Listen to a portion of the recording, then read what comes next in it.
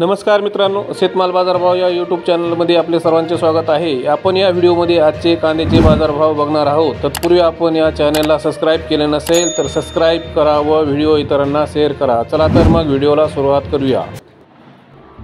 बाजार समिती सोलापूर आवक आहे 25,735 क्विंटल, किमान दर 200 रुपये, कमाल दर 2,100 रुपये, सर्वसाधारण दर 1,300 रुपये।